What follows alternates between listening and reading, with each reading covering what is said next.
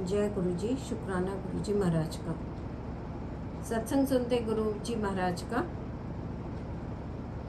एक आंटी जी थी जो कि गुरु जी पे बहुत ज़्यादा श्रद्धा रखती थी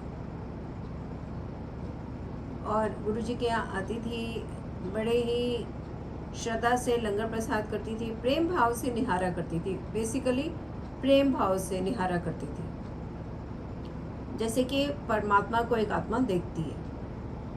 और इनकी फैमिली भी आती थी। एक बार इनके अंकल जी को मुंह के अंदर छाले हो गए, और छाले भी ऐसे छाले जो धीरे धीरे दर्द होने लगा, कष्ट बढ़ने लगा। तो डॉक्टर के पास गए। पहले तो नॉर्मल दवाइयाँ जैसे देते हैं, कई दिन तक देखा, ठीक नहीं हुआ है। फिर डॉक्टर ने डाउट हुआ, बायोप्सी की। बायोप्सी में वही आया जो इनको डर था कि मुंह के अंदर कैंसर था। डॉक्टर ने बताया कि कैंसर है। अब ये आंटी जी श्रद्धा रखती थी गुरु जी पे। आफ्टर ऑल आत्मा का एक ही सहारा होता है, परमात्मा। और भाग भाग के गुरु जी के पास गई और गुरु जी महाराज को ये बात बताई कि गुरु जी ऐसा डॉक्टर ने बताया है और ये कष्ट है। गुरु जी कुछ समय मौन रहे। फिर गुरु जी ने उनको बोला, जा मौज कर।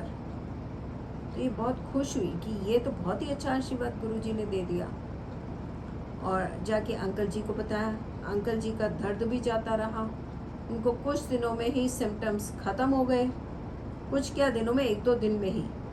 और फिर वापस गए और इन्होंने, डॉक्टर्स ने अपना ट्रीटमेंट आगे करने के लिए शुरू करना चाहा। तो इन्होंने कहा एक बार और बायोप्सी हो जाए।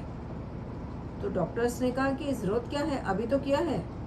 फिर भी आंटी जी के कहने पे उन्होंने फिर से बायोप्सी की। जब फिर से बायोप्सी की, जो मुंह के अंदर छाले थे, कोई छाले का नामो निशान नहीं था, कुछ भी नहीं था, कोई कैंसर नहीं था। डॉक्टर हैरान हो गए कि पूरी रिपोर्ट भरी पड़ी है इनके मुंह के छालों से और इस चीज़ से कि कैंसर है, लेकिन अब कोई कैंसर नहीं है। तो गुरुजी महाराज को ऐसा नहीं कि हर समय वो उपाय ही बताएंगे कि आप ऐसा करो या वैसा करो। गुरुजी महाराज की तो एक्चुअली तो दृष्टि ही काफ़ी है, उनका तो बोलना ही काफ़ी है। ये हमारे ऊपर है कि हम सुनते हैं, हम फॉलो करते हैं या क्या करते हैं। तो ये गुरुजी महाराज ने किया। अब होता क्या है कि गुरुजी को बताने की ज़रूरत भी पड़ती नहीं है, भगवान है, वो सब जानते हैं। मगर मेनली गुरुजी को हमें प्रेम करना है। जिन प्रेम कियो तिन प्रभु पायो। अक्सर हम सत्संग जाते हैं, देखते हैं बहुत सारे रिचुअल्स लोग करते हैं। गुरुजी बैठे हैं, राइट में आप ये रखो, लेफ्ट में ये रखो, ऐसा करो वैसा करो। ऐसा नहीं होता। ठीक है, एक मर्यादा है, ज़रूर करनी चाहिए, मगर फिर भी ध्यान रहे कि प्रेम सबसे ऊपर है। अचानक से बोलते हैं गुरुजी बैठे हैं, अचानक से जब बात करना शुरू करते हैं तब ध्यान नहीं रहता कि गुरुजी बैठे हैं। जब मोबाइल देखते हैं तब ध्यान नहीं जाता कि गुरुजी बैठे हैं। This is not a criticism, ये सिर्फ एहसास कराने को। अगर आप मानते हो कि सत्संग में गुरुजी बैठे हैं तो सत्संग की मर्यादा का पालन अंत तक करें, जब तक कि वहाँ से आप घर नहीं जाते।